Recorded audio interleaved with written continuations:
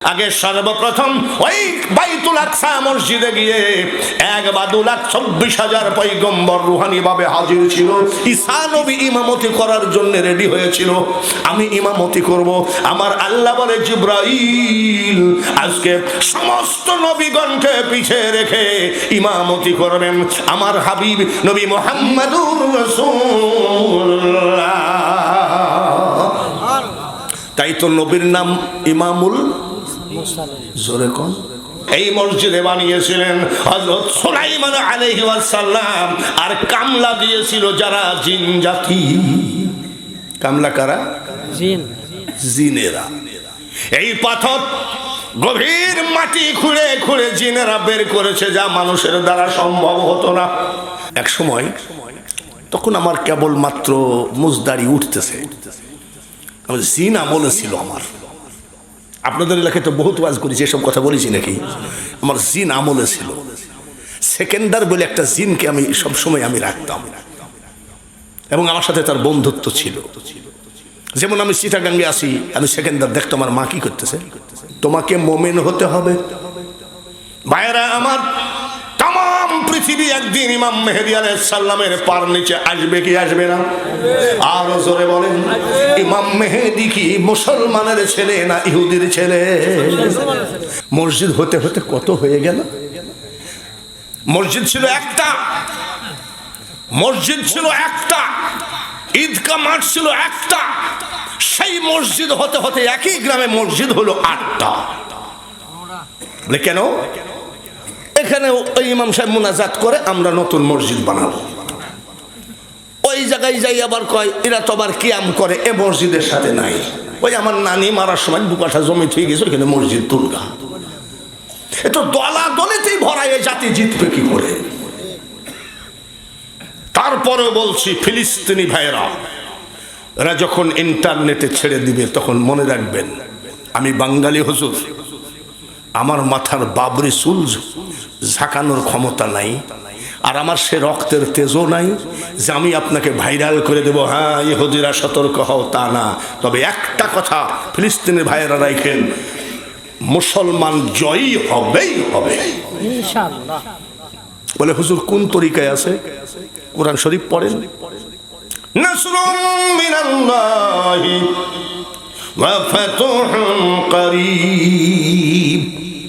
আল্লাহ তাআলার জবান বলেছে নিশ্চয়ই তুমি জয়ী হবে, কিন্তু শর্ত আছে, ওয়াবাশশিরিল মুমিনিন, তোমাকে মুমিন হতে হবে। ভাইরা আমার, তাম পৃথিবী একদিন ইমাম মেহেদী আলাইহিস সালামের পার নিচে আসবে কি আসবে না? আরো জোরে বলেন, ইমাম মেহেদী কি মুসলমানের ছেলে না ইহুদির ছেলে? ইমাম মেহেদী হবে মুসলমানের ছেলে। তাম পৃথিবীর নেতৃত্ব দিবে। ওই ইহুদির 14 গোষ্ঠী এসে ইমাম মেহেদীর পার কাছে এসে বলবে, পড়ান লা ইলাহা ইল্লাল্লাহু মুহাম্মাদুর রাসূলুল্লাহ। মনে রাখিস, ইহুদির বাচ্চারা, কাফেরের বাচ্চারা হিন্দু মুসলমান হয়, কোন মুসলমান হিন্দু হয় না। খ্রিস্টান মুসলমান হয়, কোন মুসলমান খ্রিস্টান হয় না। জোরে বলুন ঠিক কিনা? তার কারণ ওরাও জানে এরা বড় পবিত্র জাতি, কিন্তু জাতিকে নিজের পিঠ বেচানোর জন্য, নিজের গদি সামলানোর জন্য আজকে এইভাবে পাখির মতো মারো।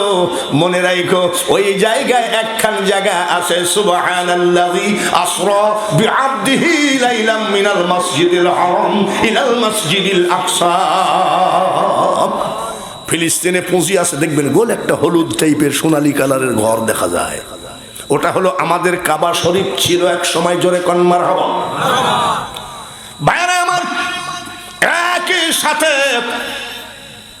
হয়তো ভুল হতে পারে, 2.5 লক্ষ মানুষ সিজদায় যায়। সুবহানাল্লাহ। 2.5? মনে করিস না রে জেরুজালেম ওরে ইসরায়েলের কাফেররা ওই ফিলিস্তিন দখল করা এত সহজ নয়। এই মসজিদে ইমামতি করেছেন আমার আপনার নবী, আখিরি পয়গম্বর নবী মুহাম্মদুর রাসূলুল্লাহ। ওই মসজিদে আমার নবী ইমামতি করেছে। কোন সময়? আল্লাহ তাআলা বললেন জিবরাইল আমার হাবিবকে মেরাজে নিয়ে আসো। বুরাক নিয়ে এসে নবীর ঘরে রাখলেন। বলে হুজুর উঠেন, আগে সর্বপ্রথম ওই বাইতুল আকসা মসজিদে গিয়ে 1,24,000 পয়গম্বর রুহানি ভাবে হাজির ছিল। ঈসা নবী ইমামতি করার জন্য রেডি হয়েছিল, আমি ইমামতি করব। আমার আল্লাহ বলে জিবরাইল আজকে সমস্ত নবীগণকে পিছে রেখে ইমামতি করবেন আমার হাবিব নবী মুহাম্মদুর রাসূলুল্লাহ। তাই তো নবীর নাম ইমামুল জোরে কোন, সমস্ত নবীদের ইমাম। শুধু তাই না, যেদিন নবীজি মেরাজে রওনা দিবেন, এশার নামাজ আনতে মুয়াজ্জিন মুতাওয়াল্লি মুআল্লিম ওই বাইতুল আকসার মসজিদের দরজা বন্ধ করে ফেলে। আজকে দরজা বন্ধ হয় না, এত ধাক্কা ধাক্কি করে বন্ধ হয় না। মেরাজের রাত্রে সুবহানাল্লাহ কোন। ওরে ইহুদির বাদশারা ভালো করে শুনে রাখ, পিপিলিকার পাখা বাড়ে কি। শুধু তাই না রে, এই নবী তোর আমেরিকার দালাল করে নাই, ইহুদিদের দালাল করে নাই, হিন্দুর টাকায় নয়। এই মসজিদ কোন কাফেরের বেটার টাকার নয়। এই মসজিদে বানিয়েছিলেন হযরত সুলাইমান আলাইহিস সালাম। আর কামলা দিয়েছিল যারা জিন জাতি। কামলা কারা? জিন, জিনেরা। এক সময় তখন আমার কেবল মাত্র মুজদারি উঠতেছে, জিন আমলে ছিল আমার। আপনাদের এলাকায় তো বহুত ওয়াজ করেছি, এসব কথা বলেছি নাকি? আমার জিন আমলে ছিল। সেকেন্ডার বলে একটা জিনকে আমি সবসময় আমি রাখতাম এবং আমার সাথে তার বন্ধুত্ব ছিল। যেমন আমি চিটাগাঙ্গে আসি, আমি সেকেন্ডার দেখতাম আমার মা কি করতেছে, বলে পিঠি বানাচ্ছে, বলে আমার কাছ থেকে পিঠি নিয়ে গা। তো আইসি বলছে যে আপনার ছেলের সাথে থাকি, পিঠি দিতে বলেছে। বলবে বাপ কোথায় থাকে? বলে চিটাগাং। বলে তুমি কেমনে নিয়ে যাবা? বলে আমার গাড়িতে নিয়ে যাবো। দিয়েছে আমার মা, দিয়েছে আমার মা। ওই পিঠে আমি খাইছি। বাড়ি এসে বলছি মা এই তো পিঠে দিয়েছিলাম, সেকেন্ডার বলে একটা লোক পিঠে নিয়ে গেল। তাহলে মা ওই চিটাগাং যাতে যাতে নষ্ট হয়ে যায়নি। আমি মা ওটা জিন আমার কাছে থাকে, তুমি কিছু মনে করো না। ওই ভয় থেকে বাবা আমার একটা মাত্র বোন, তখন তো ভাই বোন তো একটা বন্ধুত্ব থাকেই নাকি। তা আমাকে বলছে যে ভাই জিন একটু দেখান তো। আমি তুই আমার একটা বোন যদি ভয় পাস তাহলে তো সমস্যা। তা আমার ছোট চাষি বলছে দেখাও না বাবা, কেউ নাই বাড়িতে, সন্ধ্যার পরে। আমি দাঁড়া, মেয়েরা কাপড় রোদে দেয় এইভাবে না, এইভাবে রোদে দেয় না। আমি সে জিন দেখবি নাকি? বল দেখ, ওই যে কাপড়টা দেখ। দেখি কাপড় আস্তে আস্তে আস্তে আস্তে আস্তে এরকম নামতেছে, মানে জিনে নামাচ্ছে। ওই কাপড় নামা দেখি এখন পর্যন্ত আমার বোন ওই জিন যে ঘাড়ে উঠে গেছে ওই ভয়টা যায়। বিশাল ক্ষতি হয়ে গেছে। তারপর আমার আব্বা আমাকে বাড়ির থেকে তাড়াই দিয়েছিল, বাড়াইখান থেকে তুই আমার বিশাল ক্ষতি। এই সেদিন থেকে আমি আমল ছেড়ে দিয়েছি, এগুলো আর করি না। আর এগুলো এখন আর সময়ও নাই। আর ওই জিনের আমল করতে গেলে ওই যে সবাই বাংলা এই গাঁজা খেয়ে জিনের আমল হয় না।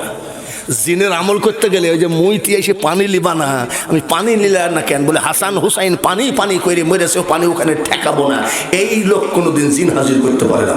জিন তাবে থাকবে যার তাহাজ্জুদের নামাজ কাজা নাই। জিন তাবে থাকবে যার জিব্বা হারাম হালাল বেঁচে চলে। জিন তবে ওই ব্যক্তি থাকবে যার সদা সর্বদা জীবন আমলে। এত সহজ কথা নয়। এখনকার তো জিনে ধরে না, তার মানে এখন সবই জিন। এই পাথর গভীর মাটি খুঁড়ে খুঁড়ে জিনেরা বের করেছে, যা মানুষের দ্বারা সম্ভব হতো না। জিন জাতি দিয়ে ওই বাইতুল মুকাদ্দাস তৈরি করা হলো। জোরে বলেন মারহাবা। তাহলে হযরতে সুলাইমান আলাইহিস সালাম যখন এই কাজ করলেন, হঠাৎ করে খবর আসলো, আল্লাহ পাক আজরাইল পাঠাইয়া দিল।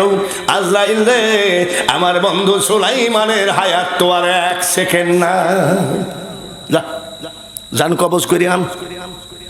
আজরাইল যাই দাঁড়াইছে, আসসালামু আলাইকুম, সুবহানাল্লাহ কোন। নবী রাজা আমরাও তাই নাকি? জোরে কোন।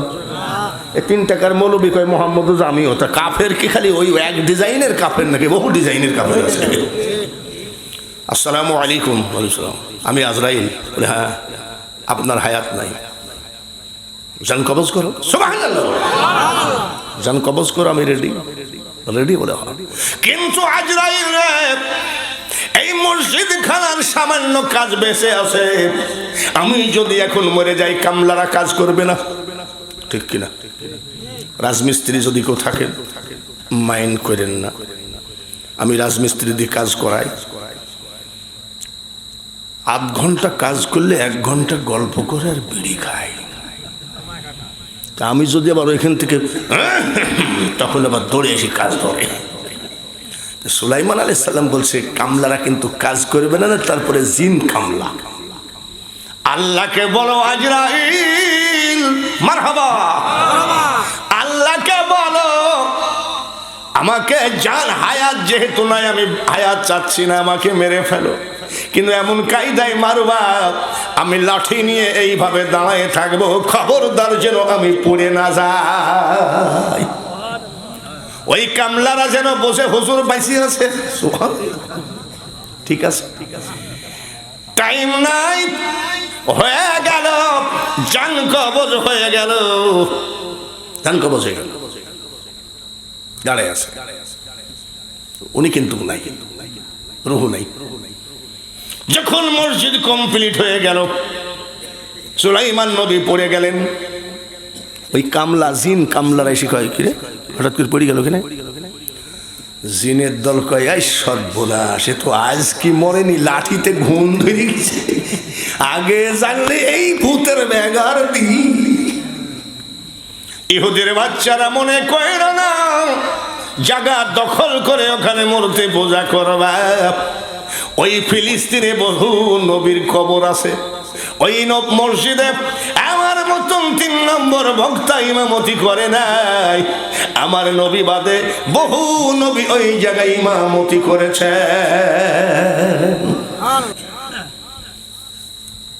ওই জায়গায় পারে